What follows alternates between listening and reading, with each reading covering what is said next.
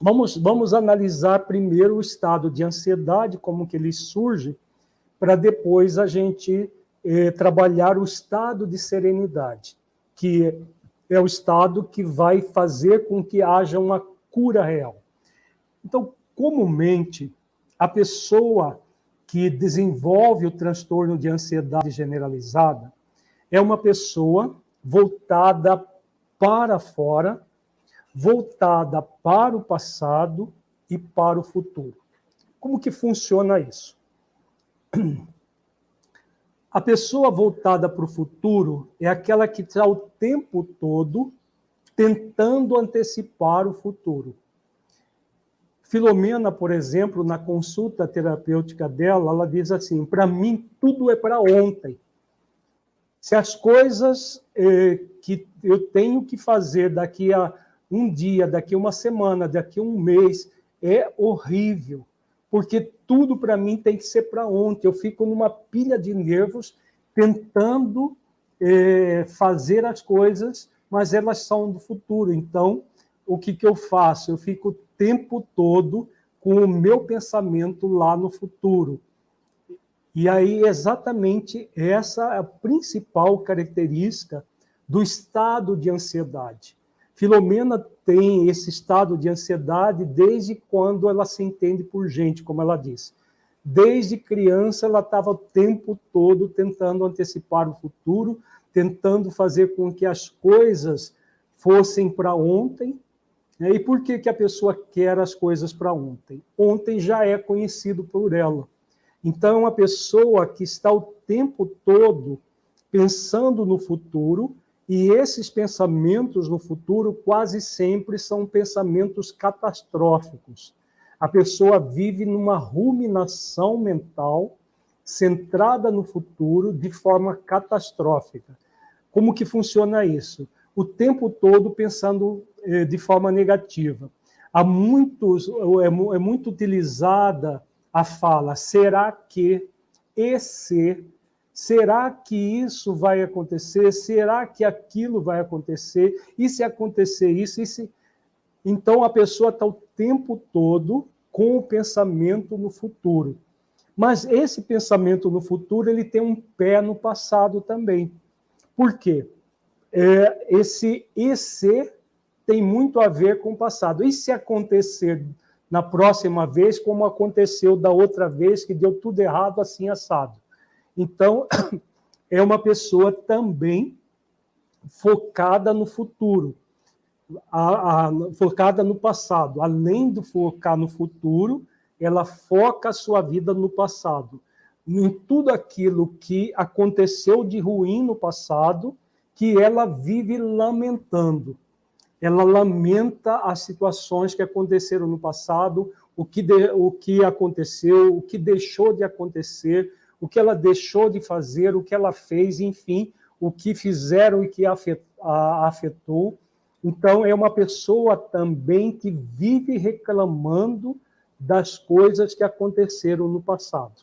Então, ela é uma pessoa que reclama das situações do passado, projeta essas negatividades do passado no futuro. No futuro, ela tem esse pensamento, será que, e se isso, aquilo, e se isso acontecer, e se aquilo acontecer, e fica transitando como um pêndulo de um relógio entre passado, futuro, futuro, passado. Em relação ao mundo externo, é uma pessoa que tenta controlar o tempo todo o mundo externo. Tem muito a ver com o que nós trabalhamos quarta-feira, que é o movimento da rebeldia. A pessoa que vive nesse estado de ansiedade é o rebelde clássico. É aquela pessoa que ela se revolta com tudo e com todos à sua volta, porque o mundo não é do jeito como ela gostaria. Como o mundo não é do jeito que ela gostaria, o que ela faz? Ela se revolta e deseja de todas as maneiras mudar o mundo externo. Como que é essa mudança? Mudar a forma de pensar das pessoas, mudar a forma de pensar, de agir, a forma de sentir, o jeito como o mundo se movimenta, até a questão de clima, tudo que nós falamos na quarta-feira. Se você não assistiu essa live sobre mansidão, depois você assiste, tem muito a ver com a questão do estado de ansiedade. Por quê? Porque nós não temos controle do mundo externo. Então a pessoa se ilude querendo controlar o mundo externo, controlar o futuro, controlar o passado. O resultado é um descontrole. Então a pessoa se ilude desejando controlar e se desilude entrando num descontrole mais intenso ainda. E aí, quanto mais ela deseja vivenciar essas situações, tentando controlar tudo e todos, isso tem a ver com desejo de onipotência. A pessoa deseja ter um poder que ela não tem, que é o poder de mudar o futuro, de mudar o passado, de mudar os outros, de mudar o mundo, de mudar as coisas externas.